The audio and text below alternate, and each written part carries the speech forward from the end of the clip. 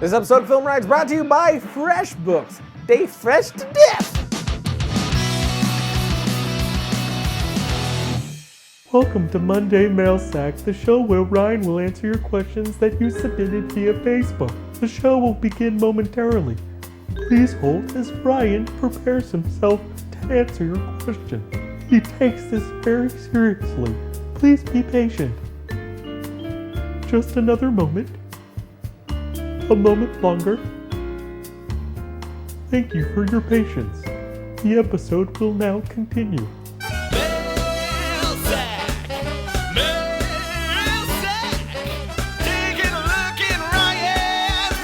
Did Josh do any of the film schools, or are you just teaching him everything? He did not do film school. He actually started doing FilmRiot with me when he was about 16 years old, and I immediately kind of thought that that he wasn't the worst thing in the world. Hey, thanks, man. I can't be too nice because you're sitting right here and it makes it a little weird. So I sort of ninja'd him because I wanted him to write, but he was too afraid and thought he could never be a writer. I wanted him to edit, but he was too afraid and never thought he could be an editor.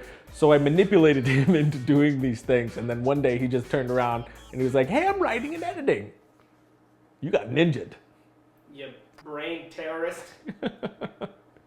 So, no, he's just learned by doing it. I mean, we're in a landscape now where film school isn't mandatory, and I think for a lot of people is even a bad idea. I think for a great number of people, it's a great idea. As I always tell everybody who asks me, it completely depends on you. Even what film school you choose, if you do choose that, completely depends on what type of person you are, what you want to do, what path you want to take.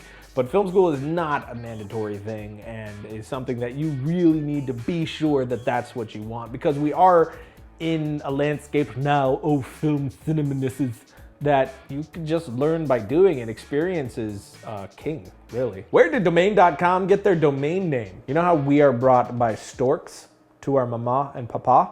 It's left upon the porch? Yeah. Like that, but naked unicorns, like over-sexualized unicorns. It's just, it's really objectifying and wrong. It's unicornist, in my opinion, but that's how it happens. Are we on 100% on that? Yeah, we sure are. Making a short film with just one actor tips? It's purely based on the script that you write. There's plenty of things where it freaking worked amazingly with just one actor. Watch Buried with Ryan Reynolds. That is a great film done with just one actor. From what I hear, what is it called? Locke with Tom Hardy, right? He's like in a car the whole time. Yeah. From what I hear, that's just a one-person deal, right? I think so. There's a few films that do that. I mean, you're gonna do something that is gonna be confined to some kind of space, something of that nature, I would assume. But there's plenty of films that are just one person basically the entire time. Even Castaway, the majority of that movie, you're just with one person. So watch these things and get ideas from that, and just make sure your story makes sense to be following just one person. But it's just based like anything else. That's your restriction. Come up with something that works with that restriction. Documentary. Would you? Absolutely, I love documentaries. I have a few ideas for a couple of them that I would definitely love to do at some point. I love learning, and that's basically all a documentary is. I mean, I love the idea of just you being interested in something and going out and asking questions to people who are 1,000 times smarter and just absorbing all of it. That's how I would do a documentary, not with an agenda, but just to pull info from the minds of brilliant, brilliant people. And I just love that stuff. But I've also done like little mini docs, little vignette stories when I worked for a gaming company, Alien, where they would send me out to do what they would call case studies, but I would turn them into little mini docs, find the story of that thing and make sort of my own little vignette documentary about it. And that was a lot of fun too. I love that stuff. When are we going to hear about the C-100s? We actually just put an episode up where we talked about the C-100. Went up on Thursday. I wanted some time to play around with it to make sure that I had a solid opinion of it before we put it out, because I actually bought it before I ever used it before. I based the purchase off of friends' recommendation and a lot of research with it, because I had to make a decision on a camera and fast. The 5D needed to be fixed, and it was basically our only camera, so we had to get something. And that's what we ended on, and I'm very, very happy we made that decision. But check out that episode, you'll see my full opinion on it. Last question, when are you guys bringing back the Monday challenges? Write, shoot, edit, repeat. Very soon. We don't have a set date yet, but it will be really, really soon. I would say this, we gotta bring it back for the summer because there's a lot of people who aren't in school and stuff, and they got time to do it, so we have to have it in the summer. So we will have it back very, very soon. We haven't been doing it because there were some other contests that I wanted you guys to focus on because the prizes were amazing.